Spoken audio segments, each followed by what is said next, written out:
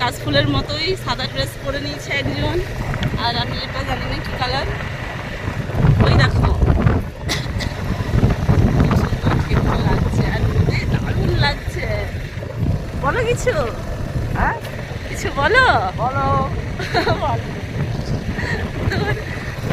চলো ওই দেখো কাশফুল, দেখা হবে। তুমি ভালোভাবে চালাও, আমি কিন্তু এক সাইডে বসেছি।